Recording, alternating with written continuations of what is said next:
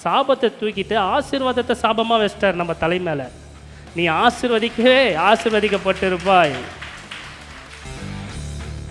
நாம் என்ன வேணாலும் பிளான் போடலாம். முக்கியமாக எக்ஸாம் எழுத, நீட் எக்ஸாம் எழுத போகிற பிள்ளைக்காக சொல்கிறேன். நீங்கள் என்ன வேணாலும் பிளான் போடலாம். டாக்டராக போகணும், அப்புறம் என்ன இருக்குது, அதுதான் இருக்கிறதுலே பெருசா எவ்வளவோ இருக்குது இல்லை. டாக்டராக போகணும், சயின்டிஸ்ட்டாக போகணும், நீங்கள் ஒன்று நினைக்கலாம். ஆனால் ஆவியானவருக்கு ஒரு இடம் கொடுத்தீங்கன்னு வச்சிங்களேன், அவர் அதை காட்டிலும் உங்களை சிறந்த இடத்துல உங்களை கொண்டு போய் என்னத்தை பிரிக்கிறார் தெரியுங்களா? உங்கள் வறுமையை உங்கள்கிட்டருந்து பிரிக்கிறாரு.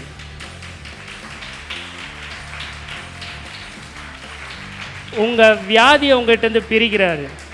உங்களுடைய பலவீனத்தை உங்கள்கிட்டருந்து பிரிக்கிறாரு.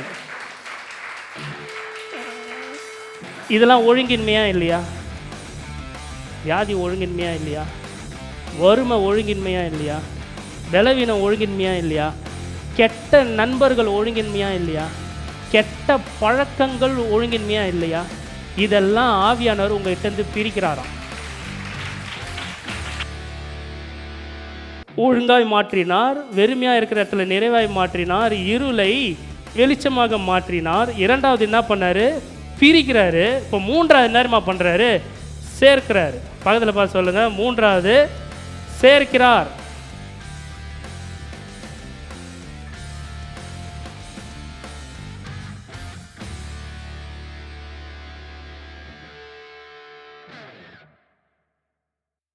நீங்களா என்னாலும் போயிட்டாங்க, ரைட்டு. போகிறாங்க. அவர்களுக்காக ஜெபம் பண்ணிங்க.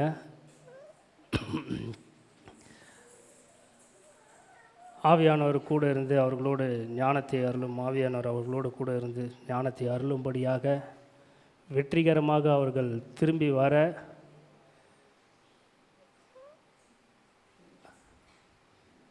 நான் தான் படிச்சுன்னு போனாலும் ஒரே ஒரு வார்த்தை எடுத்துன்னு போங்க. இந்த பாடல் மூலியமாக வந்த வார்த்தைகளை நீங்கள் எடுத்துன்னு போங்க. ஆவியானவர் மட்டும் கூட இல்லைன்னா எதுவுமே நடக்காது. அதனால் எங்கே போனாலும் நீங்கள் எடுத்தோடனே சொல்கிற வார்த்தை ஒன்று, ஆவியானவரே நான் எங்கு சென்றாலும் என் கூட நீங்கள் வாங்க. அந்த ஒரு வார்த்தை போதும். நீங்கள் எந்த இடத்துல சென்றாலும், நீங்கள் தவறி போகிற பாதையாக இருந்தாலும் அந்த இடத்துல இருந்து உங்களை மாற்றி கொண்டு வருகிற அவரை வல்லமை உள்ளவராக இருக்கிறார். இந்த காரியம் முடிக்க முடியுமா என்ற சந்தேகத்தோடு போனார்னா கூட ஆவியானவர் இருந்து அதை யாவற்றையும் முடிக்க செய்வார். இப்போது கூட அந்த பிள்ளையோடு நீட் எழுதும்படியாக ஆவியானவர் கூட சென்று, இந்த பிள்ளையோடு சென்று, ஒரு வேளை உன் மைண்ட்லேருந்து எல்லாம் மறக்கலாம், ஆனால் ஆவியானவர் அவர் மைண்டில் இருக்கிறது உன் மைண்டில் ஏற்றி அங்கே எழுத எப்பார் விசுவாசத்தோடு கடந்து செல்லுங்கள். நீங்கள் நினைப்பதற்கும் வேண்டிக் கொள்வதற்கும் அதிகமாக செய்கிற தேவன் உங்களோடு கூட இருக்கிறார். ஆமாம், நம்ம நினைவுகள் எல்லாம் ஒன்றுமே இல்லை. எத்தனை பேர் விசுவாசிக்கிறீங்க? ஆமாம், கூட்டம் கம்மியானவொடனே எனக்கு டல்லாகிடுது. எல்லாம் வெயில்னால. வெயில் எத்தனை பேருக்கு பிடிச்சிக்குது?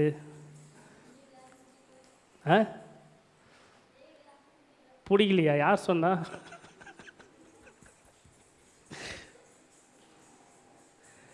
எல்லாம் நல்லதுங்க, எல்லாம் நல்லது. ஆதியாகமத்தில் அதுதான் சொல்கிறார், எல்லாவற்றையும் படைத்து எல்லாம் நல்லது என்று. ஆமாம், அந்த நீங்கள் முடியாமல் ஹாஸ்பிட்டலுக்கு போங்களேன். ஏசிலேயே இருக்கிறவங்களாம் போகிறாங்க பாருங்கள் ஹாஸ்பிட்டலுக்கு. டாக்டர் முதல்ல எடுத்தோடனே ஒன்றும் சொல்கிறதில்ல, எழுதிட்டு ஒரே நிமிஷம்தான் அவருக்கு 1000 ரூபாய் மொய் எழுதணும். என்ன தெரியுமா சொல்லுவார்? வெயிலில் போய் நில்லுங்க, இல்லை படுங்க. எத்தனை பேர் செஞ்சுன்னுக்கிறாங்க தெரியுங்களா? துணியை மூத்திக்கின்னு வெயிலில் பார்த்துக்கிறீங்களா? ஆமாம், எல்லாவற்றையும் கர்த்தர் நல்லது என்று கண்டார். ஒருவேளை உங்களுக்கு வெயில் பிடிக்கலன்னா, அவர் கடும் குளிராக இருக்கிறார், அவர்கிட்ட வந்துடுங்க. குளிர் தேசத்தில் கொண்டு போய் விடுவார். எல்லாவற்றிற்கும் அவர் தான் சொல்யூஷன், வேறு யாருமே சொல்யூஷன் கிடையாது. ஆனால் வெயில் தாங்க தான் முடியல சுத்தமாக. வெள்ளையாக இருக்கிறவங்களே கருப்பாய் வந்திருக்கிறீங்க. எல்லாம் வெயிலில் நிறைய சுற்றுறீங்க போல இல்லை? போ பைபிள் கலரில் இருப்போம் போல.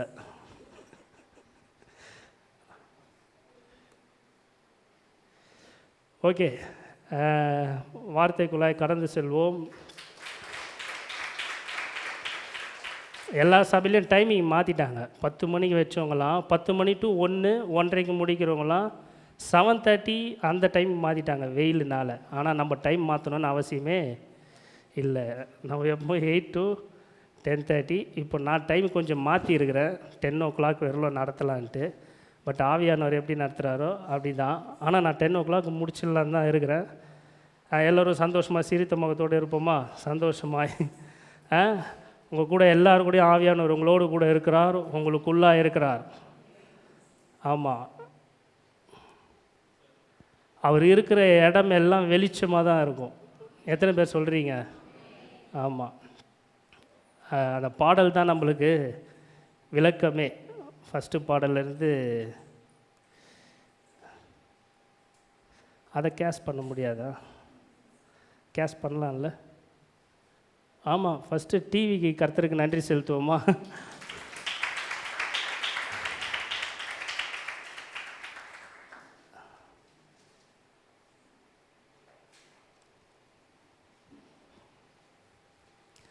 அதான் சொல்கிறேன்ல, நம்ம நினைக்கிறது எதுவுமே நடக்காது, அவர் நினைக்கிறது தான் நடக்கும்.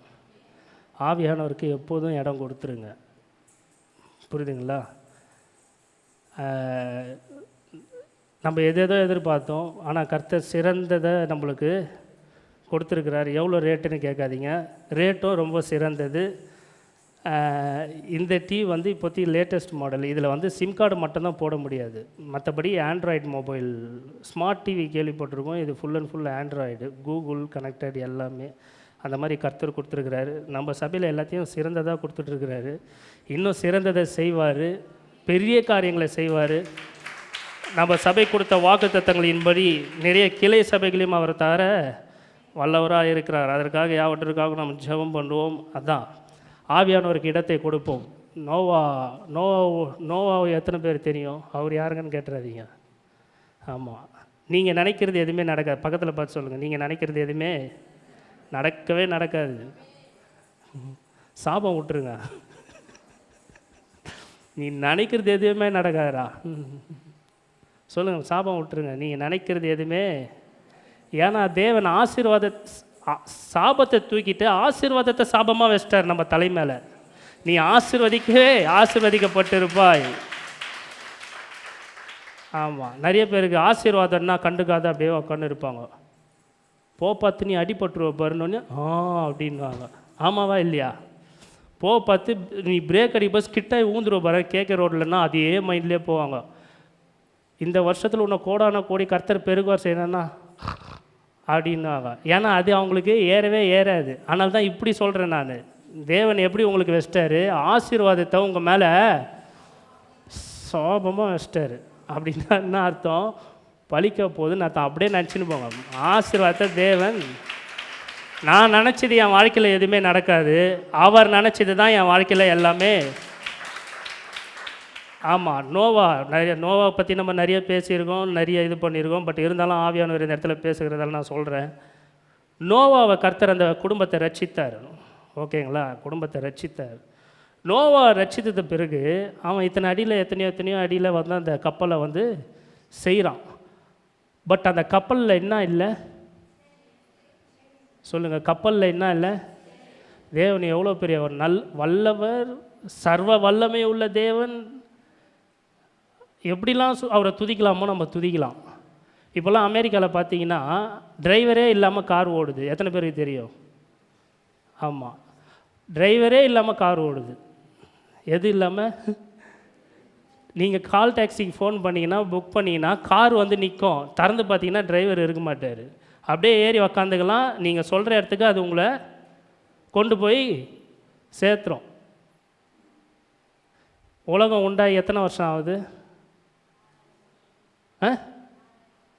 4000 வருஷமா? 6000 வருஷம் ஆகுது. உலகம் உண்டாகி எத்தனை வருஷம் ஆகுது? 6000 வருஷம் கழிச்சு இப்போ தான் இவனுக்கு ஞானம் வந்துருக்குது. என்னது டிரைவரே இல்லாமல் வண்டி ஓட்டலாம். அந்த ஞானத்தையும் கர்த்தர் தான் கொடுத்துருக்குறாரு. இப்போ தான் அந்த அறிவே வந்துக்குது. ஆனால் 6000 வருஷத்துக்கு முன்னாடியே ஸ்டேரிங்கே எல்லாமே ஓட்டலான்ட்டு அப்பயே தேவன் கொண்டு வந்துட்டார். எல்லாம் அவர் கண்ட்ரோல்.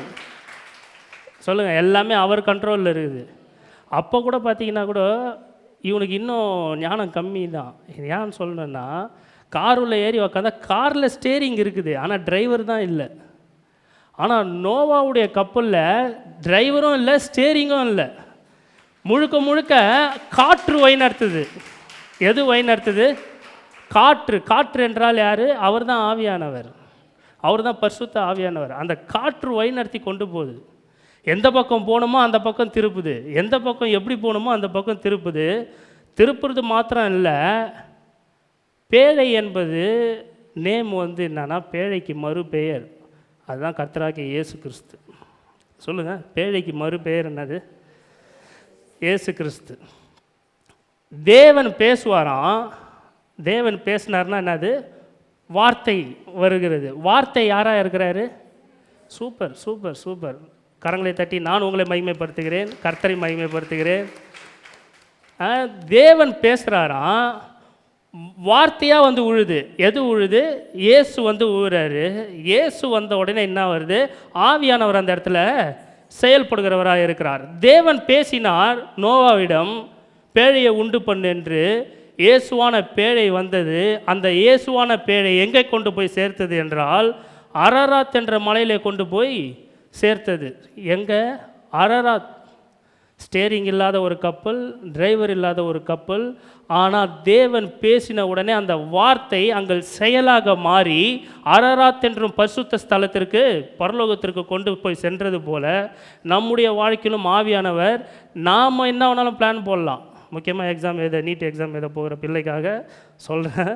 நீங்கள் என்ன வேணாலும் பிளான் போடலாம். டாக்டராக போகணும், அப்புறம் என்னென்ன இருக்குது, அதுதான் இருக்கிறதுலே பெருசா எவ்வளவோ இருக்குது இல்லை?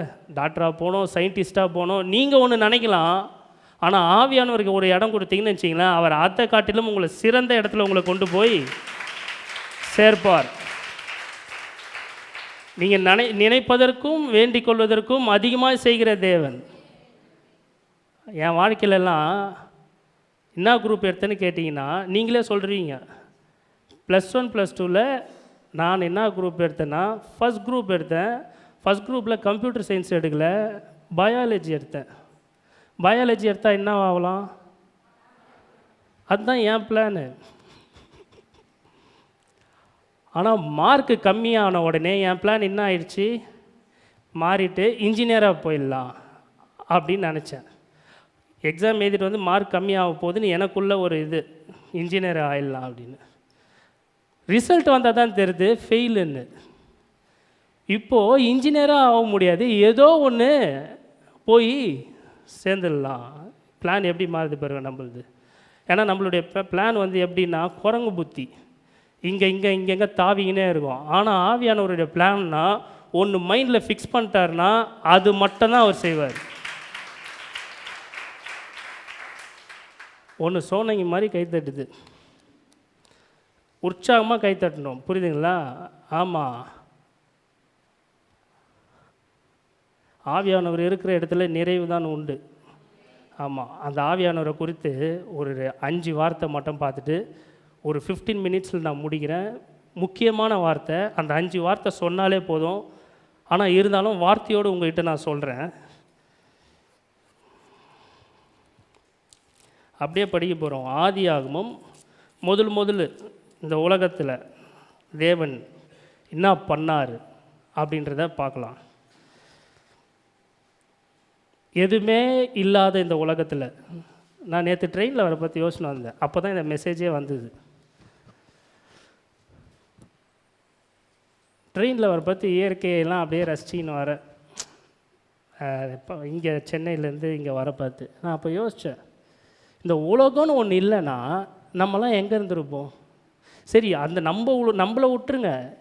இந்த செடி கொடி, இந்த தண்டவாளம், இந்த பூமி, இந்த மரம் எல்லாம் எங்கே இருந்திருக்கும்? எப்படி இருந்திருக்கும்? இந்த எதுவுமே இல்லைன்னா என்ன தான், ஒன்றுமே இல்லையே, ஒரு மனுஷனுடைய வாழ்க்கையே இல்லைன்னா இந்த பூமியில் எதுவுமே இல்லைன்னா கொஞ்சம் யோசிச்சு பாருங்கள். நீங்கள் அதெல்லாம் யோசிப்பீங்களா? நான் சொல்கிறது உங்களை விட்டுருங்க, நீங்கள் பிறக்கவே இல்லை அதை கூட விட்டுடலாம்.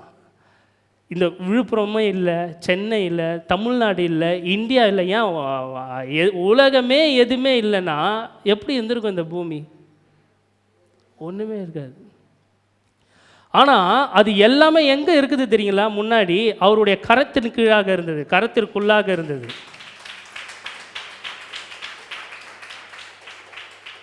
அதை தான் நான் சொல்கிறேன், நம்மளுடைய வாழ்க்கையில் எதுவுமே இல்லாமல் இருக்கிற மாதிரி இருக்கலாம், ஆனால் எல்லாமே யார்கிட்ட இருக்குது? அவருடைய கரத்தில் எல்லாமே இருக்கிறது.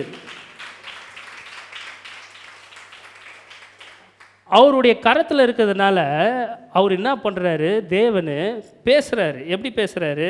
ஆதியாகமம் 1ஆம் அதிகாரம் 2ஆம் வசனம். ஆதியிலே தேவன் வானத்தையும் பூமியையும் சிருஷ்டித்தார். சொல்லுங்கள். ஆதியிலே எதுவுமே இல்லாத பார்த்து தேவன் வானத்தையும் பூமியையும் சிருஷ்டித்தார். என்னுடைய வாழ்க்கையில் எதுவுமே இல்லாமல் இருக்கலாம், ஆனால் என்னுடைய வாழ்க்கையில் எதெல்லாம் வேணுமோ ஆவியானவர் அதை சிருஷ்டிப்பார். ஒரு 5 காரியம் எப்படி சொல்கிறது? கொஸ்டின் மார்க்கில் சொல்லுவாங்களே, இப்போ இது 3 மணி நேரம் நடக்கிற எக்ஸாம் இல்லை, என்ன சொல்லுவாங்க?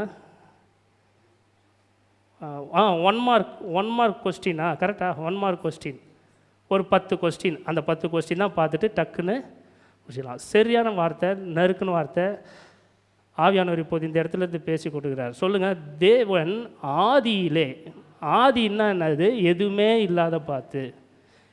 எதெல்லாம் உங்கள் வாழ்க்கையில் இல்லைன்றத கொஞ்சம் யோசிச்சிங்க. நான் ஒரு 10ன்றதுக்குள்ளே யோசிச்சிங்க, டக்குன்னு யோசிச்சிங்க. எதெல்லாம் நீங்கள் நினச்சினே இருக்கிறீங்க? 1 2 3 4. இவ்வளோ ஸ்பீடாக என்ன பிரதர், கொஞ்சம் பொறுமையாக. 1 2 3 4 5 6 7 8 9 10.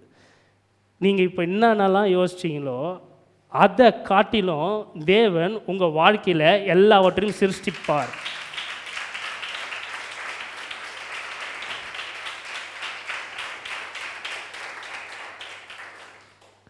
இப்போ நான் வியாதிக்காக நான் ஜெபம் பண்ண போகிறேன்.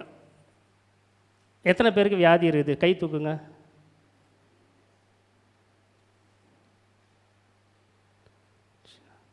வியாதிக்காக எத்தனையோ பாட்டு பாடணும், அப்போல்லாம் அந்த விசுவாசம் இல்லாமல் பாடியிருக்கிறீங்க. ஓகே, வியாதிக்காக ஜெபம் பண்ண கை தூக்குனீங்க. உங்களுக்காக நான் ஜெபம் பண்ணுறனோ இல்லையோ, இயேசு கிறிஸ்து உங்களுக்காக வேண்டுதலோடு விண்ணப்பங்களோடு அவர் செய்து கொண்டு இருக்கிறார். ஓகே, இப்போது நான் வியாதிக்காக இப்போ ஜெபம் பண்ண போகிறேன்னொடனே ஒரு 6 பேர் கை தூக்குனீங்க. இப்போ நான் சொல்லுங்கள், எத்தனை பேர் குடும்பத்தில் பண தேவைகள் உள்ளது? ஒட்டுமொத்த சபையை கை தூக்கிடுச்சுப்பா. இப்போ சொல்லுங்கள், நான் வியாதிக்காக ஜெபம் பண்ணேன்னா 6 பேருக்காக தான் மெசேஜை கொடுக்க முடியும். ஆனால் இப்போ கொடுக்குற மெசேஜ் டோட்டல் சபைக்கே கர்த்தர் பேசுகிற வார்த்தை. எது? எல்லார்கிட்டையும் தேவை இருக்குது, தேவையில்லாத இடமே கிடையாது. நீங்கள் என்ன தான் சம்பாரித்தாலும் உங்களுக்கு தேவை மேலே தேவை இருந்துன்னு தான் இருக்கும். அந்த தேவையை யாத்திரிகளை பூர்த்தி செய்ய போகிறாரு. இப்போ இல்லாமல் இருக்கலாம். ஆதியிலே தேவன் வானத்தையும் பூமியையும் சிருஷ்டித்தார். இப்போது உங்கள் தேவைகள் எதெல்லாம் இருக்குதோ ஆவியானவர் அதை சிருஷ்டித்து கொண்டே இருக்கிறார். சிருஷ்டித்து கொண்டே இருக்கிறார். எங்கேயோ இருக்கிறத தூக்கின்னு வர்றது தேவன் அல்ல, உங்கள்கிட்ட புதுசாக ஒன்று உருவாக்குறாரு, உருவாக்கி கொண்டே இருக்கிறார். அது அவருக்கு மட்டும்தான் தெரியும், அது அவருக்கு மட்டும்தான் தெரியும். ஆனால் நேரம் வர பார்த்து உங்களுக்கும் அதை கர்த்தர் காட்டுவார். அப்போ உங்களுக்கு எப்படி தெரியுமா இருக்கும்? இப்படி இருக்கிற உங்கள் வாய் எப்படி இருக்கும் அப்படின்ற மாதிரி கர்த்தர் மாற்றுவார். எத்தனை பேர் விசுவாசிக்கிறீங்க? ஆமாம் ஆமாம், வசனம் சொல்லுது, விசுவாசம் ஆவியானவரை கொண்டு வருதான். ஆவியானவர் செயல்படும் போது விசுவாசம் பெருகுதான். சொல்லுங்கள் பார்ப்போம். விசுவாசம் வரும்போது ஆவியானவரை கொண்டு வருதான், ஆவியானவர் செயல்படும் போது விசுவாசம் பெருகுகிறது. புரியலல்ல? ரெண்டுமே ஒருத்தர் தான் இயக்குறாரு. ஆவியானவர் தான் விசுவாசத்தையே கொடுக்குறாரு. அந்த விசுவாசத்தான் ஆவியானவரே இயக்க செய்கிறது. எத்தனை பேர் சைக்கிள் ஓட்டி இருக்கிறீங்க? ஓட்ட தெரியும். அப்போ எல்லாருக்கும் ஓட்ட தெரியுமா சைக்கிள்? சைக்கிள் பெடல் போட பார்த்து என்ன ஆகுது? டயர் சுற்றுது. இப்போ நீங்கள் டயர் நல்லா சுற்றினு பார்த்து பெடல் இந்த கால் எடுத்துருங்க, பெடல் சுற்றுமா? அப்போ உங்களுக்கு சைக்கிள் ஓட்ட தெரியலன்னு அர்த்தம். எப்படி மாட்டினீங்க பேர்? ஸ்டாண்டப் போடுங்க, வீட்டில் போய் செக் பண்ணுங்கள். ஓகேவா? வீட்டில் போய் செக் பண்ணுங்கள். சைக்கிள் ஸ்டாண்டப் போட்டுருங்க, பெடலை நல்லா சுற்றுங்க. என்னது அது? விசுவாசத்தை நல்லா சுற்றுங்க, ஆவியானவர் ஓடுவார். இப்போ கையை எடுத்துருங்க, ஆவியானவரும் ஓடுவார், விசுவாசமும் போயின்னு தான் இருக்கும். ரெண்டுத்தையும் கொடுக்குறவர் யார்? ரெண்டுத்தையும் கொடுக்குறவர் யார்? அவர் தான். விசுவாசத்தை தோங்க செய்கிறதும் அவர் தான், அந்த விசுவாசத்தை முடிக்க செய்கிறதும் அவர் தான். இப்போ அதை தான் பார்க்கலாம் பாருங்கள். ரெண்டே வார்த்தை. 2வது வசனம், பூமியானது ஒழுங்கின்மையும் வெறுமையுமாய் இருந்தது, ஆழத்தின் மேல் இருள் இருந்தது, தேவ ஆவியானவர் ஜலத்தின் மேல் அசைவாடி கொண்டு இருந்தார். புரியுதுங்களா? பூமி எப்படி இருந்ததா? உங்கள் வாழ்க்கை ஒழுங்கின்மையாக இருக்கலாம். ஹலோ, முக்கியமான வார்த்தை. என் வாழ்க்கையில் ஒழுங்கின்மையாக இருக்குதுங்க, எதுவுமே சரியில்லைங்க, ஒழுங்கின்மையாக இருக்குதுங்க, கர்த்தர் என் கூட இருப்பாரா அப்படின்னு கேட்டிங்கன்னா கர்த்தர் உங்களோட தான் இருக்கிறார்.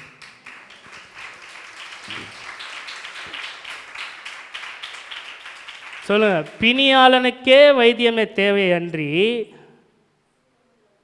சுகம் உள்ளவர்களுக்கு தேவையில்லை. சொல்லுங்க, நான் சொல்லுங்க, வசனம் சொல்லுது. என்ன சொல்லுது? பிணியாளிக்கு தான் வைத்தியம் தேவை, சுகம் உள்ளவருக்கு அல்ல. தேவன் நீதிமான்களை தேடி பரிசுத்தவான்களை தேடி அல்ல, பாவிகளை ரட்சிக்கவே கிறிஸ்து இயேசு உலகத்திற்கு வந்தார். என் வாழ்க்கையில் எல்லாம் வெறுமையாக இருக்குதுங்க, என் வாழ்க்கையே இருளாக இருக்குதுங்க, நான் செய்த பாவங்கள் அதிகம். ஆனால் கர்த்தர் சொல்கிறாரு, உங்ககிட்ட தான் அசைவாடி கொண்டு இருக்கிறார். ஏன் சொல்லுங்கள்? அதிலிருந்து உங்களை பாவம் இன்னும் செய்ப்பான்ற அர்த்தம் இல்லை, அதிலிருந்து உங்களை வெளியே கொண்டு வருவதற்காக, அந்த வெறுமையை, அந்த ஒழுங்கின்மையை நிறைவாய் மாற்றுவதற்காக, அந்த வெறுமையை நிறைவாய் மாற்றுவதற்காக, அந்த ஒழுங்கின்மையை ஒழுங்காய் மாற்றுவதற்காக. எந்த வசனம் சொல்லுது? ஆதியாகமம் 1ஆம் அதிகாரம் 2ஆம் வசனம் சொல்லுது, ஒழுங்கின்மையை ஒழுங்காக மாற்றுவதற்காக, வெறுமையை நிறைவாய் மாற்றுவதற்காக ஆவியானவர் அந்த இடத்துல அசைவாடி கொண்டே தான் இருக்கிறாராம். அப்பா, நான் எங்கேயோ போக வேண்டியது பிரதர், எப்படியோ நான் தப்பிச்சு வந்துட்டேன் பிரதர்.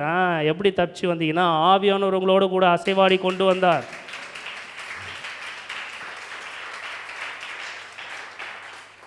இப்போ பாருங்க, அதை கொண்டு வந்தது இல்லாமல் 3வது வசனம் சொல்கிறாரு, ஒழுங்கின்மையிலிருந்து உங்களை எங்கே கொண்டு வர்றாரு ஆவியானவர்?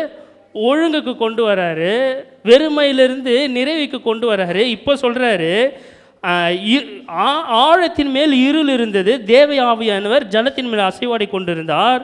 தேவன் இப்போது சொல்கிறாரு, இருளில் இருந்த வாழ்க்கையில் உங்களை இருந்து சொல்கிறாரு, ஒழுங்கின்மையாக இருந்த உங்களை பார்த்து சொல்கிறாரு, வெறுமையாக இருந்த உங்களை பார்த்து சொல்கிறாரு, ஆவியானவர் உங்களிடத்தில் அசைவாடி கொண்டிருக்கிறபடியால் இருளில் இருந்து தேவன் வெளிச்சம் உண்டாக கடவுது என்றார், வெளிச்சம் உண்டானது.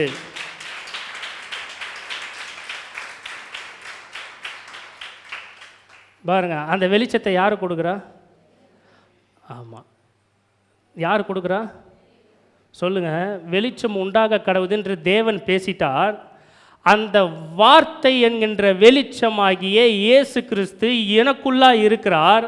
அவர் எனக்குள்ளா இப்போது இருக்கிறபடியினாலே ஆவியானவர் என்னுடைய இருளை வெளிச்சமாக மாற்றுகிற தேவனாக இருக்கிறார்.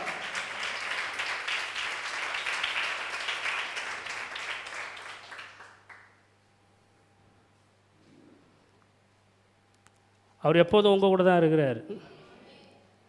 இப்போ இந்த வார்த்தை வருது பார்த்தீங்களா, அங்கே தான் ஆவியானவர் வேலையே செய்கிறார்.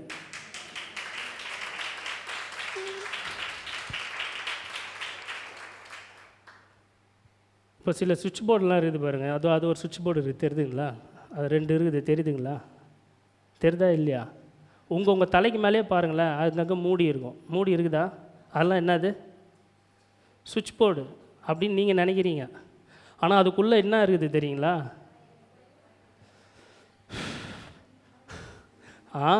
அது பொலிச்சுன்னு வந்தது பாருங்க, ஷாக்கு. என்ன இருந்தது? சரி, மறுபடியும் சொல்கிறேன் பாருங்க. இந்த ஒரு சுவிட்ச் போர்டு இருக்குதுங்களா, உங்களுடைய பார்வையில் அது வெறும் சுவிட்ச் போர்டு. நம்ம வாழ்க்கையில் அப்படி தான் நினச்சிருக்கோம், வெறுமையாக நம்ம இருக்கிறோன்னு. ஆனால் அதுக்குள்ளே என்ன இருக்குது தெரியுங்களா?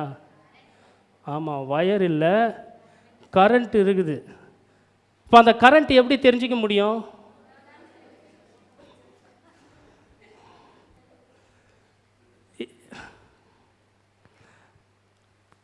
நீங்கள் வேணால் கை வச்சு பாருங்கள், நான் கை வச்சுலாம் நான் பார்க்க மாட்டேன். அப்படி தான் நான் டெஸ்ட் பண்ணணுன்னு எனக்கு அவசியம் இல்லை. நான் எப்படி இருக்கீங்களா டெஸ்ட் பண்ணுவேன்? உங்கள் விசுவாசத்துக்கு ஏற்றார் போல், ஏன் விசுவாசத்துக்கு ஏற்றார் போல் நான் அறிங்களா பண்ணுவேன்.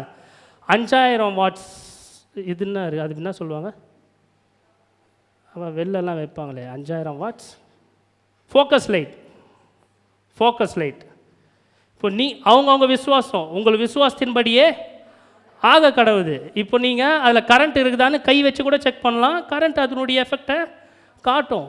இல்லை நீங்கள் 0 வாட்ஸ் போட்டு கூட நீங்கள் எரியுதான்னு பார்க்கலாம், வெளிச்சம் வரும். 20 வாட்ஸும் போடலாம், 40 வாட்ஸும் போடலாம், 60 வாட்ஸும் போடலாம், 100 வாட்ஸும் போடலாம்.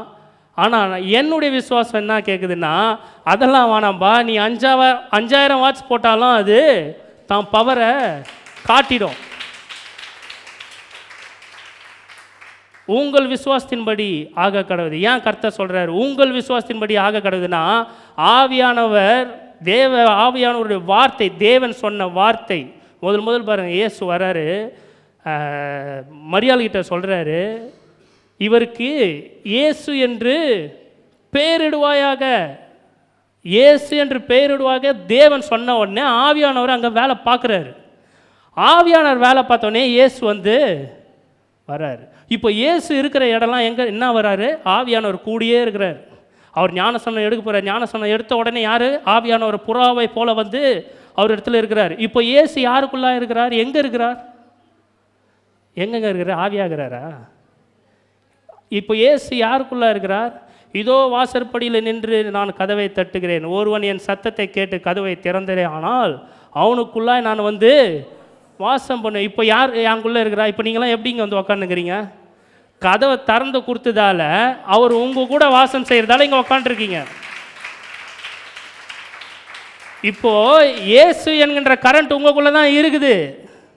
எப்போ உங்கள் அந்த வார்த்தையை நீங்கள் பேசுகிறீங்களோ, என் வாழ்க்கையில் இருள் இல்லை, என் வாழ்க்கையில் வெளிச்சம் உண்டாக கடவுது பேசும்போது ஆவியானவர் அந்த இடத்துல அசைவாடி அந்த இருளை வெளிச்சமாக மாற்றுகிற தேவனாக இருக்கிறார்.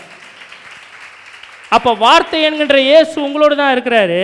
இப்போ நீங்கள் உங்கள் விசுவாசத்திற்கேற்ற அளவின்படி எவ்வளோ வார்த்தைகளை நீங்கள் பேசுகிறீர்களோ அந்த அளவுக்கு ஆவியானவர் உங்களுடைய வாழ்க்கையில கிரியை செய்கிறார். காரணம், வார்த்தை என்கின்ற இயேசு உங்களோடு இருக்கிறார். பெரிய வெளிச்சங்க. ஃபோக்கஸ் லைட்டு சொல்ல போனால் வாழ்க்கையில் பெரிய வெளிச்சமே வந்துருக்குது. என்ன வெளிச்சம்?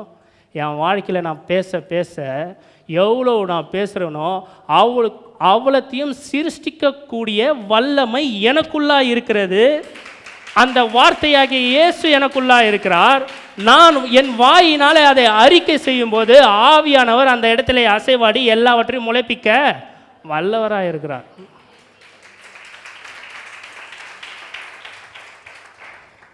வீட்டில் போய் படிங்க, டைம் இல்லாதால் நான் கொடுக்குறேன். வசனம் வீட்டில் போய் படிங்க. 2 கொரிந்தியர் 4:6, 1 கொரிந்தியர் 2:10, இதெல்லாம் வீட்டில் போய் வாசிங்க. இதெல்லாம் ஆவியானவர் வெளிப்படுத்தினா தாங்க முடியும். இப்போ ஆவியானவர் உங்களுக்கு வெளிப்படுத்தி கொண்டே இருக்கிறார். சர்ச் பண்ண உலகத்தில் 3 பேர் பைபிளை பற்றி ஆதியாகமம் 1ஆம் அதிகாரத்துலேருந்து வெளிப்பாடு கடைசி அதிகாரம் வரலாம் மனப்படமாக சொல்லுவாங்களாம். எத்தனை பேர்? 3 பேர் இருக்கிறாங்க உலகத்திலேயே. இதில் பெரிய வருந்தத்தக்க விஷயம்னா அந்த 3 பேரும் ரட்சிக்கப்படல. 3 பேரும் ரட்சிக்கப்படல. ஏன்னா அவ்வளோ வார்த்தை தெரிஞ்சோம் ஆவியானவர் அந்த இடத்துல அசைவாடலைன்னா. ஆனால் நம்மளுக்கோ கர்த்தர் கிருபையாய் ஆவியானவர் நம்ம மேல் அசைவாடி கொண்டு எல்லாவற்றையும் கொடுத்து கொண்டு இருக்கிறார். இப்போ 2வது வார்த்தை பார்க்கலாம். முதல்ல ஆவியானவர் என்ன பண்ணுறாரு? வெளிச்சத்தை கொண்டு வரார், ஒழுங்கின்மையை ஒழுங்காக மாற்றுகிறார். அப்புறம் என்ன மாற்றுறாரு? வெறுமையை நிறைவாய் மாற்றுகிறார், இருளை வெளிச்சமாக மாற்றுகிறார். அதுதான் முதல் கர்த்தர் செய்ததுன்னா வெளிச்சத்தை உண்டாக்கினார். நல்லா ஒன்று தெரிஞ்சுன்னு போங்க, நல்லா நோட் பண்ணி போங்க. எங்கே வெளிச்சத்தை உண்டாக்கினார்? நல்லா இருக்கிற இடத்துல அல்ல, இருக்கிற இடத்துல அல்ல, எதுவுமே இல்லாத இடத்துல தேவன் சிருஷ்டித்து எதுவுமே சரியில்லாத இடத்துல தேவ ஆவியானவர் எல்லாவற்றையும் சரி பண்ணினார். சொல்லுங்க, எதுவுமே என் வாழ்க்கையில் இல்லாமல் இருக்கலாம், ஆனால் இந்த வார்த்தை வருதில்ல, அப்போ தேவையானவர் எல்லாவற்றையும் சிருஷ்டித்து கொண்டே இருக்கிறார். எதுவுமே இல்லாத உங்கள் வாழ்க்கையில் கர்த்தர் சிருஷ்டிக்க வல்லவராக இருக்கிறார். பைக் இல்லையா? இந்த வார்த்தை வருது பார்த்தீங்களா? கர்த்தர் உங்கள் வாழ்க்கையில் பைக்கை கொடுத்து கொண்டே இருக்கிறார், சிறந்ததை தருவார். கார் இல்லையா? கண்டிப்பாக கார் உங்களுக்காக ஆயத்தம் பண்ணப்பட்டு கொண்டே இருக்கிறது. வீடு இல்லையா? உங்களுக்காக வீடு ஆயத்தம் பண்ணப்பட்டு கொண்டே இருக்கிறது. யோசிச்சு பாருங்கள், 10 வருஷத்துக்கு முன்னாடி நீங்கள் எப்படி இருந்தீங்க நிலைமையை யோசிச்சு பாருங்கள், இப்போ எப்படி இருக்கிறீங்க நிலைமையை யோசிச்சு பாருங்கள். நான் ஒன்று கேட்குறேன். ஃபார் எக்ஸாம்பிள் இந்த டிவியே எடுத்துக்கலாமே. டிவி வேணும், டிவி வேணும், டிவி வேணும், டிவி வேணும்னு ரொம்ப வருஷமாக நம்மளுக்கு இருந்தது. ஆனால் நம்ம பேசிட்டோம். என்ன பேசினோம்? டிவி வேணும்னு பேசிட்டோம். தேவன் அங்கே யாரையோ கொண்டு யார் மூலமாகவோ இதை சிருஷ்டித்து கொண்டு இருந்தார். காலம் நிறைவேறிற்று.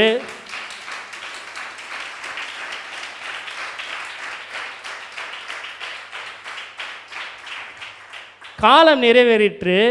வெறுமையாக இருந்த இந்த இடத்துல, ஒழுங்கின்மையாக இருந்த இந்த இடத்துல தேவன் வெளிச்சம் உண்டாக கடவுதுன்னாரு. வந்து வெளிச்சமா வரும், எல்லாமே வந்து சேரும். 2வதாக ஆதியாகமம் 1ஆம் அதிகாரம் 6ஆம் வசனம். 1ஆம் அதிகாரம் 6ஆம் வசனம்.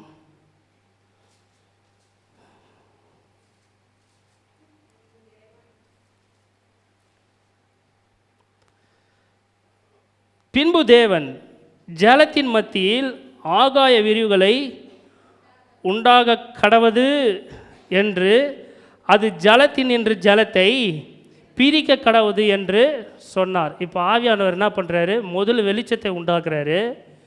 இப்போ ஆவியானவர் பிரிக்கிறார். பக்கத்தில் பார்த்து சொல்லுங்கள், பிரிக்கிறாரு. பிரித்து சொல்லுங்கள், ஆவியானவர் இப்போ என்ன பண்ணுறாரு? 2வது பிரிச்சிடுறாரு.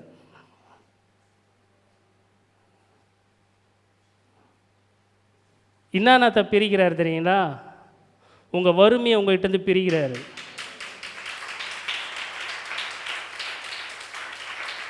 உங்கள் வியாதியை உங்கள்கிட்டருந்து பிரிக்கிறாரு. உங்களுடைய பலவீனத்தை உங்கள்கிட்டருந்து பிரிக்கிறாரு. இதெல்லாம் ஒழுங்கின்மையா இல்லையா? வியாதி ஒழுங்கின்மையா இல்லையா? வறுமை ஒழுங்கின்மையா இல்லையா? பலவீனம் ஒழுங்கின்மையா இல்லையா? கெட்ட நண்பர்கள் ஒழுங்கின்மையா இல்லையா? கெட்ட பழக்கங்கள் ஒழுங்கின்மையா இல்லையா? இதெல்லாம் ஆவியானவர் உங்கள்கிட்டருந்து பிரிக்கிறாராம். தேவைப்படாத உறவினர்களை பிரிக்கிறாரு. தேவையில்லாத சத்துருக்களை உங்கள்கிட்டருந்து பிரிக்கிறாரு. ஹலோ ஹலோ, முக்கியமான விஷயம். தேவையில்லாத சகோதரனாக இருந்தாலும் பிரிப்பார், தேவையில்லாத சகோதரியாக இருந்தாலும் பிரிப்பார். ஏன்னா தேவனுக்கு தெரியும் எது சேர கடவுதுன்றாரோ அது மட்டும்தான் சேரும். எது அதெல்லாம் உங்ககிட்டருந்து பிரிக்கணுமா? ஏன்னா அது உங்ககிட்ட தடையாக இருக்கலாம். ஒருவேளை சிலதில் நீங்கள் இழந்த மாதிரி நினச்சிருக்கலாம். ஐயோ என்கிட்டேருந்து பிரிஞ்சு போயிட்டாங்களே. கர்த்தர் நன்மைக்கு ஏதுவானதை செய்து இருக்கிறார்.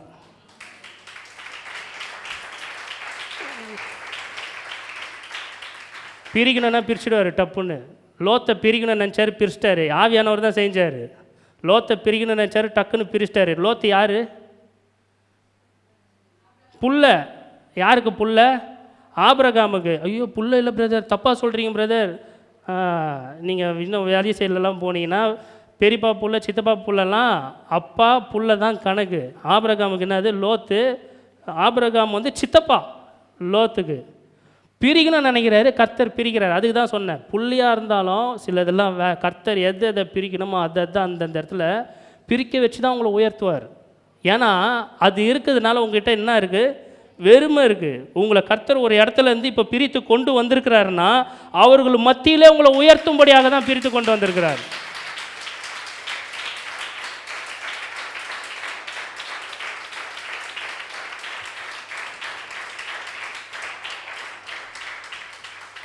ஆமாம் பிரதர், அவங்கெல்லாம் ஒன்றா இருக்கிறாங்க பிரதர், நான் மட்டும்தான் பிரதர் தனியாக இருக்கிறேன்.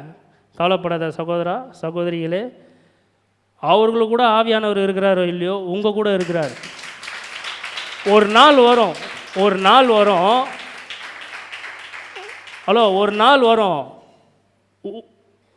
உங்களுக்கு அவர்கள் தேவைப்பட மாட்டார்கள், அவர்களுக்கு நீங்கள் தேவைப்படுவீர்கள்.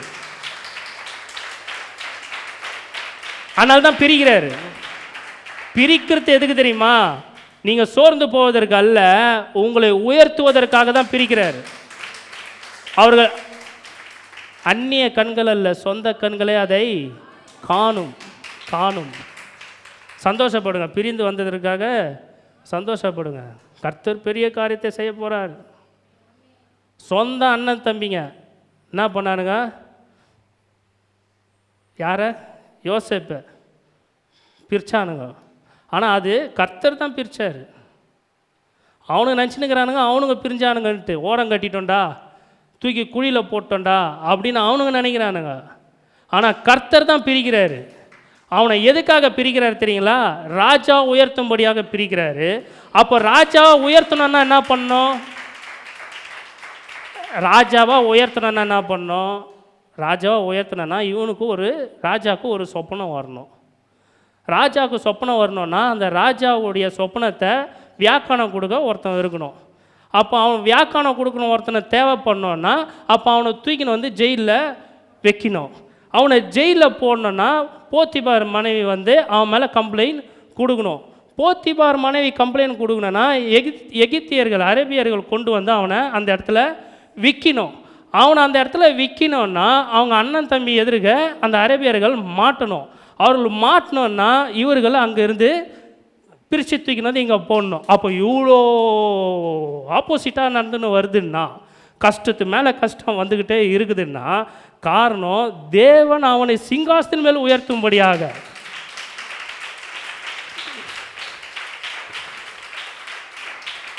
காலம் தாமதம் ஆனால் கவலைப்படாதீங்க. 2 வருஷம் ஜெயிலில் இருந்தான், குழியில் போட்டானுங்க, துரத்துனானுங்க எவ்வளோ. ஆனால் அவனுக்கு கர்த்தர் கொடுத்த தரிசனமோ வேறு. அவனுக்கு கொடுத்த தரிசனம் கர்த்தர் வேறு. ஆனால் அந்த தரிசனம் என்னடா கர்த்தர் இப்படி கொடுத்துருக்க. இன்றைக்கி ஆவியானவர் உங்கள்கிட்ட பேசலாம், கர்த்தர் உங்களுக்கு தரிசனமாக பேசலாம். ஒருவேளை அது லேட் ஆகலாம், ஆனால் தாமதம் மட்டும் ஆகவே ஆகாது. எல்லார் கண்களுக்கு முன்பாக கர்த்தர் உங்களை உயர்த்தும்படியாக வைப்பார்.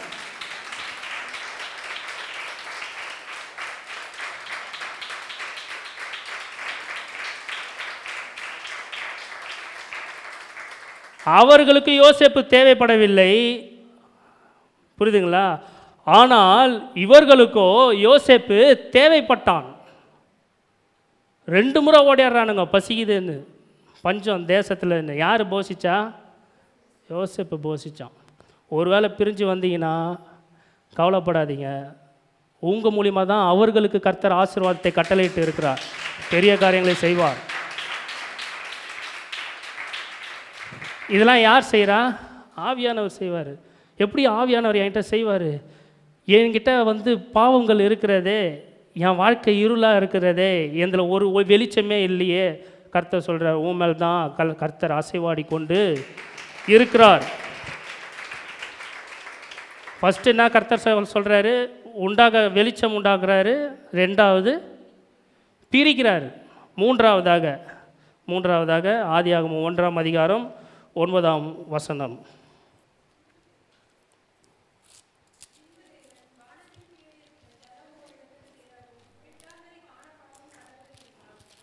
ஒன்றாம் அதிகாரம் 9ஆம் வசனம். பின்பு தேவன் வானத்தின் கீழ் இருக்கிற ஜலம் ஓரிடத்தில் சேரவும் வெட்டாந்தரை காணப்படவும் கடவுது என்றார். அது அப்படியே ஆயிற்று. ஃபஸ்ட்டு என்ன பண்ணார் கர்த்தர்? வெளிச்சத்தை உண்டாக்கினார். ஒழுங்கின்மையான இருக்கிற இடத்துல ஒழுங்காய் மாற்றினார். வெறுமையாக இருக்கிற இடத்துல நிறைவாய் மாற்றினார். இருளை வெளிச்சமாக மாற்றினார். இரண்டாவது என்ன பண்ணார்? பிரிக்கிறாரு. இப்போ மூன்றாவது நேரமா பண்ணுறாரு? சேர்க்கிறாரு. பக்கத்தில் பார்த்து சொல்லுங்கள். மூன்றாவது சேர்க்கிறார். பிரிக்கிறார், சேர்க்கிறார். பிரிக்கிறதும் அவரே, சேர்ப்பதும் அவரே. எத்தனை பேர் சொல்கிறீங்க?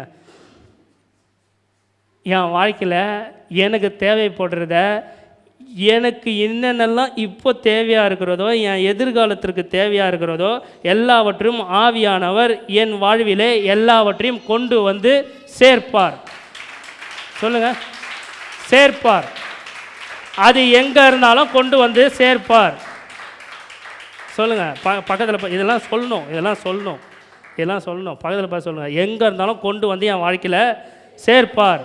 அது பூமியின் கடையாந்தரத்தில் இருந்தாலும் அங்கிருந்து கொண்டு வந்து சேர்ப்பார்.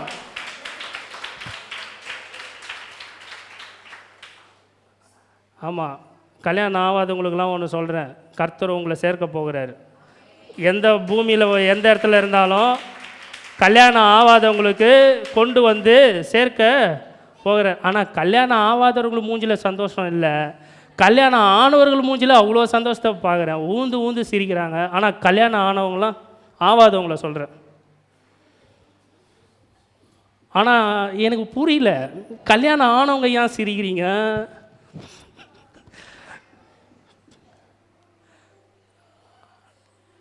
இல்லைங்க, நான் இப்போ சொல்கிறேன் பாருங்களேன். நான் பெயர் சொல்ல விரும்பலை. அதை அப்படியே மடக்கி போடாது. கிறிஸ்டி,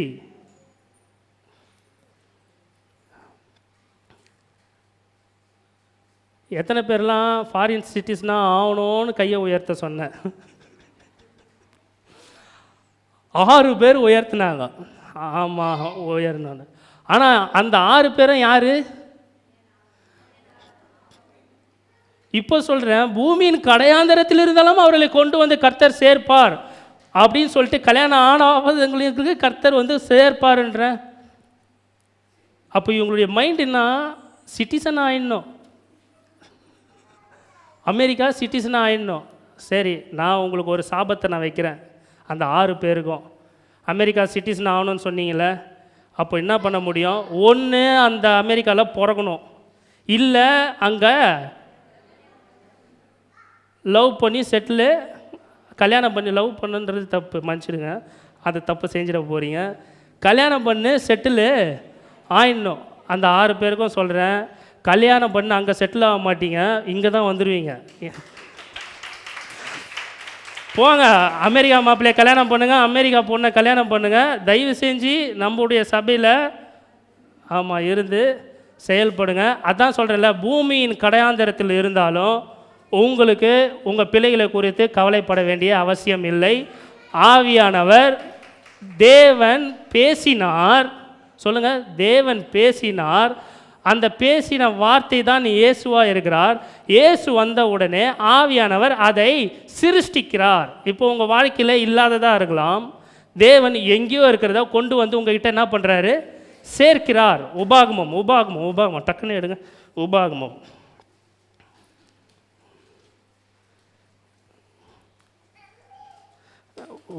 தானே? ஆமாம், 1 சேரட்டும். ஆமாம், உபாகமம். பிரிக்கிறார்ன்றதுக்கு யாத்ராகமத்தில் 14:21 வீட்டில் போய் படிங்க. இஸ்ரேல் ஜனங்களை கொண்டு வந்து கானானிலே ஆசீர்வாதமான இடத்திலே சேர்ப்பதற்காக செங்கடலை 2ஆக பிரித்தார். என்ன வசனம்னா யாத்ராகமம் 14:21 வரும். பிரிக்கிறார். ஏன் பிரிக்கிறார்னா அவர்களை கானான் தேசத்திலே கொண்டு வந்து சுகபோகமாக வாழ்வதற்காக பிரிக்கிறார். இப்போது சேர்க்கிறார். ஆதியாகமம் 1:9 உபாகமம் 30ஆம் அதிகாரம் 4ஆம் வசனத்தில் இருந்து 20ஆம் வசனம் வரை வீட்டில் போய் படிங்க. முடிஞ்சால் இப்போதைக்கு ஒரு 2 வசனம் படிச்சிடுங்களேன். உபாகமம் 20 படிங்க 30:4-5 சாரி.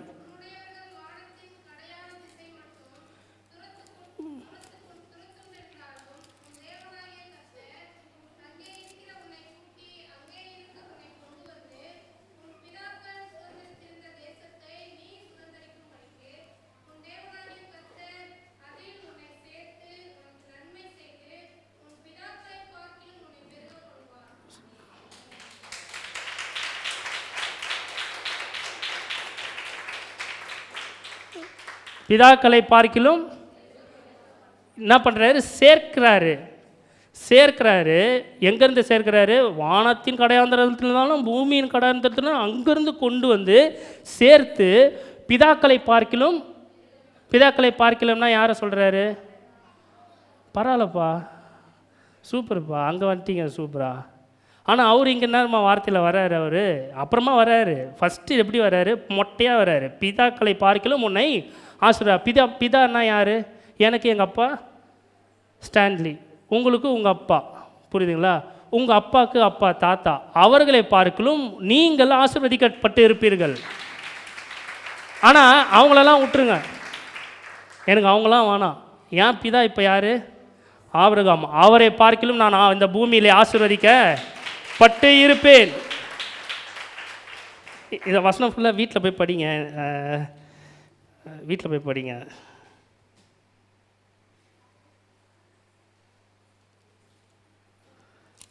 இதெல்லாம் யார் சேர்க்கிறா? தேவன் சேர்க்கிறார், ஆவியானவர் சேர்க்கிறார். பாருங்கள், அடுத்த வசனம் 5 படிச்சிங்களா? இல்லை படித்தாச்சு. இல்லை 5 படிக்கலைங்க, 4 தானே படிச்சிங்க சிஸ்டர், 4 தானே படிச்சிங்க. 4 5 படிச்சிட்டிங்களா? சரி, 5 நான் மறுபடியும் படிக்கிறேன்.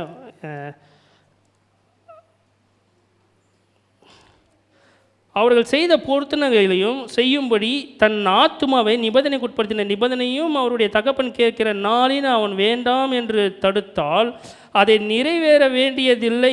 அவளுடைய தகப்பன் வேண்டாம் என்று தடுத்தபடியால் கர்த்தர் அதை அவளுக்கு மன்னிப்பார். கரெக்டான வாசம் தானே படிக்கிறான்? ஆமாம்.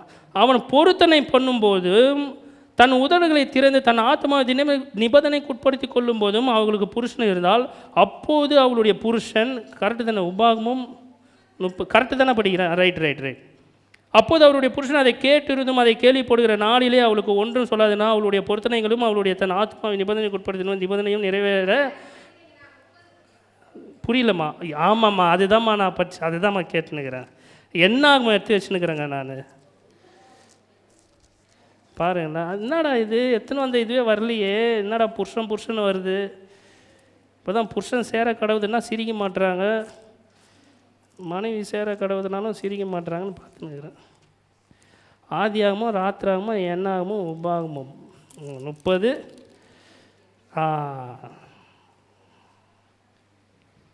5. ஆமாம், ஃபஸ்ட்டிங்க. அப்போ 5. உன் தேவனாகிய கர்த்தரில் நீ உன் முழு இருதயத்தோடும் முழு ஆத்மாவோடும் அன்பு கூர்ந்து பிழைக்கும்படிக்கு உன் தேவனாகிய கர்த்தர் உன் இருதயத்தையும் உன் இருதயத்தையும் விருத்த சேதனம் பண்ணி இந்த சாபங்களை எல்லாம் உன் சத்துருக்களின் மேல் உன்னை துன்பப்படுத்தின உன் பகைஞர் மேலும் சுமர பண்ணுவார். சாபம்லாம் எங்கே போய் சேருது? பகைஞர்கிட்ட போய் சேருது, சுமர பண்ணுவார். நீயோ மனம் திரும்பி கர்த்தரின் சத்தத்திற்கு செவி கொடுத்து நான் இன்று உனக்கு கற்பிக்கிற அவருடைய எல்லா கற்பனைகளின்படி செய்வாய். அப்போது உனக்கு நன்மையும் உண்டாகும்படி உன் தேவனாகிய கர்த்தர் உன் கைகள் செய்யும் எல்லா வேலைகளையும் உன் கர்ப்பத்தின் கனியிலும் உன் மிருக ஜீவன்கள் பலனிலும் உன் நிலத்தின் கனியிலும் உனக்கு பரிபூர்ணம் அடையும்படியாக செய்வார். அதாவது ஷார்ட்டாக சொல்லணுன்னா கர்ப்பத்தின் கனின்னா ஜென்ரேஷன், அதையும் ஆசீர்வதிக்கிறாரு. ஆடு மாடுகள்னா வாகனம், அதையும் ஆசீர்வதிக்கிறாரு. நிலம்னா வீடு, அதையும் ஆசீர்வதிக்கிறாரு. எல்லாத்தையும் யார் ஆசீர்வதிக்கிறாரு? ஆவியானவர் எல்லாத்தையும் செய்கிறார். முழுக்க முழுக்க நீங்கள் வீட்டில் போய் படிங்க. ஏன்னா எனக்கு டைம் இல்லை, மணி 10:20 ஆயிடுச்சு. 30 அதான் உபாகமம் 30ஆம் அதிகாரம் 4லிருந்து 20 வரை வீட்டில் போயிட்டு படிங்க. அதுதான் கர்த்தர் தேவன் உங்களுக்கு கொடுக்குற வார்த்தை. கடைசியாக 20ஆம் வசனத்துக்கு போயிடுறேன், மிச்சம்லாம் வீட்டில் போய் இங்கே பாருங்கள், இதை கை வச்சு படிங்க. கை வச்சு படிச்சிங்கன்னா தெரியாது, அதனால் இருதயத்தில் கை வச்சு படிங்க. இந்த வாசனை கர்த்தாவே இது எனக்கு சொல்லப்பட்ட வார்த்தை அப்படின்னு சொல்லிவிட்டு ஃபுல்லாகவே படிங்க. கர்த்தர் உன் பிதாக்களாகிய ஆபிரகாமுக்கும் ஈசாக்குக்கும் யாக்கோபுக்கும் கொடுப்பேன் என்று அவர்களுக்கு ஆணையிட்டு கொடுத்த தேசத்தில் குடியிருக்கும்படிக்கு உன் தேவனாகிய கர்த்தரில் அன்பு கூர்ந்து அவருடைய சத்தத்திற்கு செவி கொடுத்து. இதை காதில் கேட்டு தானே இருக்கிறீங்க? இப்படி வாங்கி இதில் விட்டுறீங்களா? இப்படி வாங்கி இப்படி விட்டுடணும். ஓகேங்களா? செவி கொடுத்து எங்கே நீங்கள் தான் படிங்க. சத்தத்திற்கு செவி கொடுத்து அவரை பற்றி கொள்வாயாக, அவரே உனக்கு ஜீவனும் தீர்க்காயுசும் மாணவர். அவ்வளோதான்.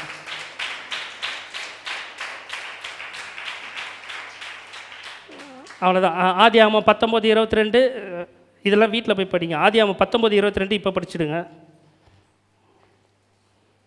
19:22 தீவிரமாய் அங்கே ஓடி தப்பித்துக்கொள், நீ அங்கே போய் சேரு மட்டும்,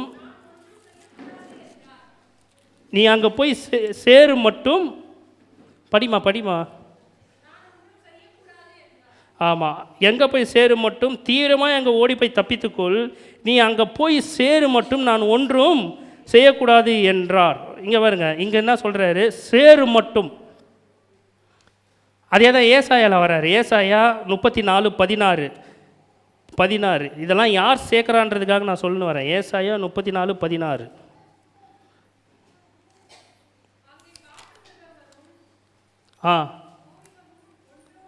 ஏசாயா தானே? கர்த்தருடைய புஸ்தகத்திலே தேடி வாசியுங்கள். இவை ஹலோ இதுதான் மேட்ரு. வெளிச்சம் உண்டாக கடவுது என்றால் வாய்க்குள்ள வெளிச்சம் வரப்போகுது. உங்கள்கிட்டேருந்து பிரிச்சுட்டாங்கன்னு கவலைப்படாதீங்க. புரியுதுங்களா? கர்த்தர் தான் அதை பிரிக்கிறார். ஆவியானவர் தான் பிரிக்கிறாரு. யார் பிரிக்கிறா? ஆவியானவர் தான் பிரித்தார். ஆவியானவர் தான் பிரிக்க போகிறாரு. இப்போ என்ன பண்ணுறாரு? ஆவியானவர் சேர்க்கிறாரு. எங்கே இருந்தாலும் கொண்டு வந்து சேர்க்கிறார். சேர்த்து விட்டார். இவ்வளோ யார் செய்கிறா? ஆவியானவர் செய்கிறாரு. இப்போ ஏசாயா 34:33 சொல்கிறாரு, படிமா. இந்த புஸ்தகத்தில் உள்ள யாரும் தேடி வாசியுங்கள். இப்போ சொன்ன வார்த்தைகளை ஒன்றும் குறையாது. உங்களை பிரித்தாருன்னா கர்த்தர் உயர்த்த போகிறாரு. அதில் ஒன்றும் குறையாது. உங்கள்கிட்ட ஒன்று சேரலைன்னா அதை கர்த்தர் சேர்க்க போகிறாரு. அதில் ஒன்றும் குறையாது. உங்கள் வாழ்க்கையில் இருள் இருந்துச்சுன்னா அதை வெளிச்சமாக்குவார். அதில் ஒன்றும் குறையாது. உங்கள் வாழ்க்கையில் வெறுமை இருந்துச்சுன்னா அதை நிறைவாய் மாற்றுவார். அதுலேயும் ஒன்றும் குறையாது. அப்புறம் அடுத்தது குறையாது. இவைகளில் ஒன்றும் ஜோடித்தில்லாமல் இருக்காது. ஏனென்றால் கர்த்தராகிய இயேசு கிறிஸ்து எனக்குள்ளா இருப்பதினால் அவை ஜோடித்து கொண்டே தான் இருக்கும். என் வாழ்க்கையில எல்லாமே ஜோடித்து கொண்டே தான் இருக்கும். அடுத்தது அவருடைய வாய் இப்போது இப்போ நான் பேசுகிறேன்னா அவர் பேசுகிறாரா? ஆவியானவர் தான் பேசினுக்கிறார். அவருடைய வாய் இதை சொல்லிட்டு அவ்வளோதான், அதை சேர்க்கும். இப்போ தேவன் பேசுகிறாரு, ஆவியானவர் அதை சேர்க்கிறாரு. சொல்லுங்க. தேவன் வானத்தையும் பூமியும் சிருஷ்டித்தார். ஆவியானவர் அதை சேர்க்கிறார். தேவன் வெளிச்சத்தை உண்டாக கடவுது என்று சொன்னார். ஆவியானவர் வெளிச்சத்தை கொடுத்தார். தேவன் ஒழுங்கின்மையை ஒழுங்காகும்படி சொன்னார். ஆவியானவர் ஒழுங்காய் மாற்றினார். இருளை வெளிச்சமாகும் என்று தேவன் சொன்னார். ஆவியானவர் அதை வெளிச்சமாக மாற்றினார். பிரிக்க கடவுது என்று தேவன் சொன்னார். ஆவியானவர் எல்லாவற்றையும் பிரித்தார். சேர கடவுது என்று ஆவியானவர் சொன்னார். எல்லாவற்றையும் சேர்த்தார். இந்த வார்த்தையும் சொல்லிட்டு கர்த்தர் சொல்றாரு, அதில் ஜோடித்தில்லாதிராது. கர்த்தருடைய ஆவியானவர் இதை செய்து முடிப்பார்.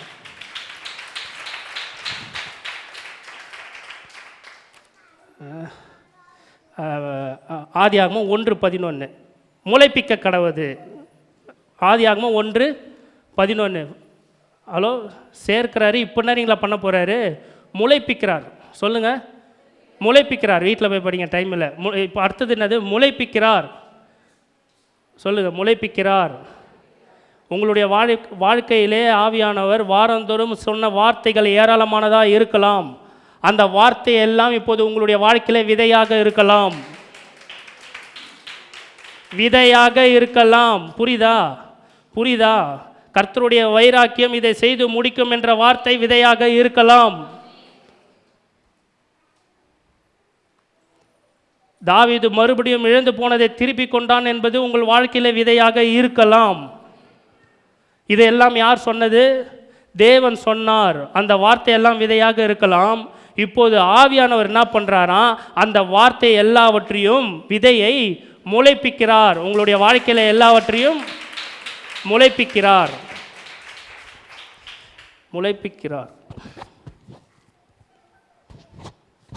ஆதியாகமம் 2:6.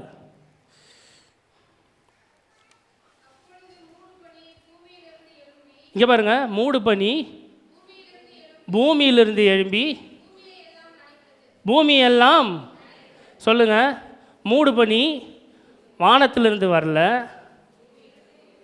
படிச்சிட்டிங்கல்ல, கொடுத்துட்டேன். என்ன ஆதியாகமம் 2:6. சொல்லுங்கள், மூடு பனி வானத்திலிருந்து வரல. மூடு பனி எங்கேருந்து வந்தது? பூமியிலிருந்து வந்தது, பூமியை நனைத்தது.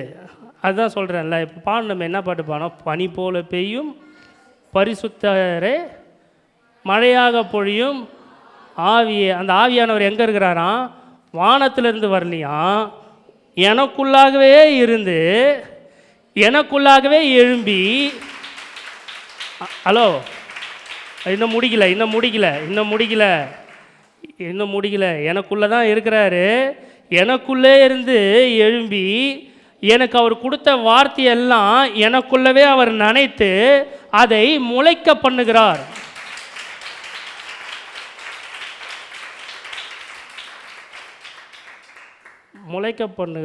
முளைக்கிறதுனா என்ன? எல்லாம் டப்பு டப்பு டப்பு டப்பு டப்புன்னு வளரப்போகுது வாழ்க்கையில். வர 1 பேதுரு 4:14 இதுக்கு உடைய அர்த்தத்துக்காக நான் கொடுக்குறேன். 1 பேதுரு 4:14.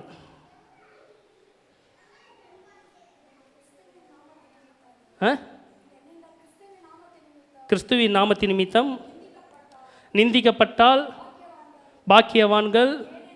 ஏனென்றால், எதா கஷ்டத்தில் இருக்கிறீங்களா? நீங்களாம் பாக்கியவான்கள். ஏனென்றால் தேவனுடைய ஆவியாகிய மகிமையுள்ள ஆவியானவர் உங்களுக்குள்ளே தான் தங்கியிருக்கிறாரு.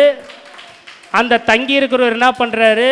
உங்களுக்குள்ளாகவே எழும்பி, மூடு பனியாக எழும்பி உங்களுக்குள்ளாகவே இருக்கிற வார்த்தையின் விதைகளை நனைத்து உங்களை மறுபடியும் முளைக்க பண்ணுகிறார். முளைச்சிச்சினாலே என்ன ஆகும்? முளைச்சிச்சினாலே வளர்ந்துடும், கனி கொடுக்கும், மற்றவர்களுக்கு பிரயோஜனமாக இருக்கும், மற்றவங்களுக்கு எல்லாருக்கும் பசியை தீர்க்கிறதாய் அதுதான் இருக்கிறது. உங்களுக்குள்ளே கர்த்தர் முளைக்க பண்ணுறாருன்னா உங்கள் மூலிமா நிறைய பேர் வாழ்வடைய போகிறாங்க என்பது அர்த்தம். நான்காவது கர்த்தர் வித்தியாசத்தை உண்டு பண்ணுகிறார். ஆவியானவர் என்ன பண்ணுறாரு? வித்தியாசம். எத்தனை வசனமா? 1:14. ஆதியாகமம் 1:14. வித்தியாசத்தை உண்டு பண்ணுகிறார். சுடர்களை உண்டாக கடவுது என்று சொல்லி வித்தியாசத்தை உண்டு பண்ணுறாரு. இங்கே பாருங்கள், வித்தியாசம் என்ன தெரியுங்களா? தனித்துவம். எல்லாரும் மாதிரியும் நீங்கள் இருக்க மாட்டீங்க. மற்றவங்க பாருங்கள், நீங்கள் வித்தியாசமாக இருப்பீங்க. எப்படி வித்தியாசமாக இருப்பீங்கன்னா, அது எப்படிரா நம்மள தான் சம்பாதிக்கிறோம் போகிறோம் இருக்கும், ஆனால் அவனுக்கு மட்டும் எல்லாம் நடக்குது. மற்றவர்களை பார்வையில் நீங்கள் வித்தியாசமானவர்களாக இருப்பீங்க. யார் செய்கிறா? ஆவியானவர் செய்வார். ஊந்து சம்பாதிக்கிறோம், ஒன்றும் பண்ண முடியல. சும்மா ஊரை சுற்றி நிற்குது, நல்லா தானே வாழ்ந்து நிற்குது. வித்தியாசமாக வைப்பார், சுடராக வைப்பார். டைம் இல்லை, அதனால் முடிக்கிறேன். ஐந்தாவது திரளாய் ஜனிப்பிக்க கடவுது. என்னது? 1 வசனம் என்ன? 1 ஆதியாகமம் 1:20. 1:20 என்ன பண்ணுறாரு? திரளாய் அங்கே பாருங்கள், பாருங்கள், லாஸ்ட்டாக சொல்கிறேன், எல்லாரும் என் கூட சேர்ந்து சொல்லுங்கள். ஒழுங்கின்மையை தேவா ஒன்றுமே இல்லாத வாழ்க்கையில் கர்த்தர் பூமியை உண்டு பண்ணார், வானத்தையும் பூமியை உண்டு பண்ணி சிருஷ்டார். ஒன்றுமே இல்லாத வாழ்க்கையில் ஒழுங்கின்மையாக இருந்த என் வாழ்க்கையில் கர்த்தர் ஒழுங்கை உண்டு பண்ணினார். ஓகேங்களா? வெறுமையாக இருந்த என் வாழ்க்கையில் தேவன் நிறைவாய் மாற்றுகிறார். ஏனென்றால் இவ்வளவும் ஏன் இருந்ததுன்னா, இருள் என்னிடத்தில் இருந்தது, பாவம் என்னிடத்தில் இருந்தது. அந்த பாவத்தை போக்கும் பலி இயேசுவை கொடுத்து, அந்த இயேசு என்ற வார்த்தையை எனக்கு கொடுத்து, அந்த வார்த்தையை ஆவியானவர் அதை செயல்படுத்தும் போது என்னுடைய இருள் முதல் வெளிச்சமாகுது. வெளிச்சம் வந்த உடனே என்னை எங்கேருந்து பிரிக்கணுமோ அங்கே பிரிச்சிடுறாரு. சொல்லுங்கள், எங்கேருந்து பிரிக்கணுமோ அங்கே பிரிச்சிடுறாரு, எங்கே சேர்க்கணுமோ அங்கே சேர்க்குறாரு. அது பூமியில் எந்த மூலையில் வேணாலும் இருக்கட்டும், கொண்டு வந்து ஆவியானவர் சேர்க்கிறாரு. நான்காவது என்னது?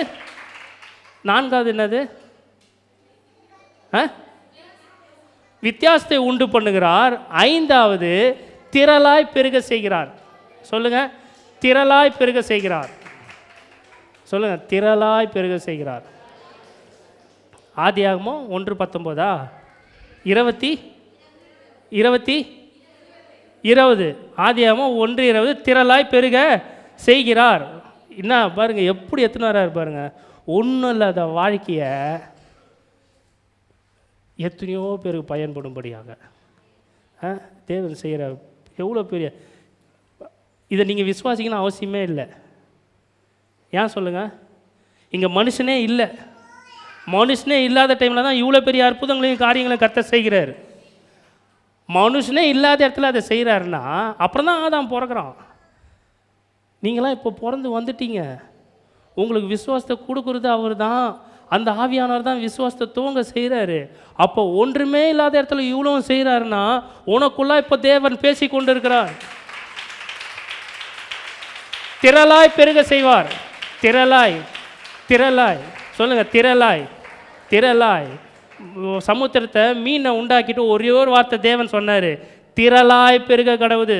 சொல்லுங்கள், மீனை பார்த்து சொன்னார், மனுஷனே இல்லைங்க, திரளாய் பெருக கடவுதுன்னு சொன்னார். ஆவியானவர் அப்படியே ஆகட்டுன்னு விட்டார். இன்றைய நாள் வரலும் பாருங்கள், சைனாவில் மீனை பிடிக்கிறான், ஜப்பானை பிடிக்கிறான், பொள்ளாச்சியில் பிடிக்கிறான். என்ன நான் சொல்கிறது, வேறு எங்கெங்கே சொல்கிறது? மன்னார்குடியில் பார்த்தாங்க, அப்புறம் மாயாவரத்தில் பார்த்தாங்க, கும்பகோணத்தில் பார்த்தாங்க, தமிழ்நாட்டில் பார்த்தாங்க, உலகம் ஃபுல்லாக பிடிக்கிறாங்க. அன்னைக்கு சொன்ன வார்த்தை இன்றைய நாள் வரலும் திரளாய் பெருகி கொண்டே.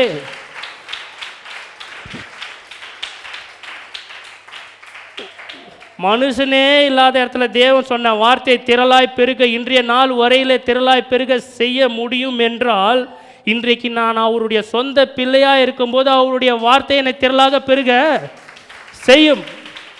எத்தனை பேர் விசுவாசிங்க? கர்த்தர் என்னை திரளாக பெருக செய்வார். கர்த்தர் என்னை திரளாக, என் சந்ததியை திரளாக பெருக செய்வார். ஆபிரகாமுக்கு சொன்னது போல என் சந்ததி பெருகும். எப்படி மீனுக்கு சொன்ன வார்த்தை இன்றைய நாள் வெறியில் எல்லா இடத்துலையும் எவ்வளோ வலை போட்டாலும் கிழியத்தக்கதாக பிடித்து கொண்டு இருக்கிறார்களோ, என்னை கொண்டு தேவன் திரளாய் பெருக செய்வார். எல்லோருக்கும் என்னை கொண்டு தேவன் சம்பாத்தியத்தை வழங்க செய்வார். என்னை கொண்டு தேவன் செய்யும் காரியம் பயங்கரமாக இருக்க போகிறது. நாம் எழுந்திருப்போம்.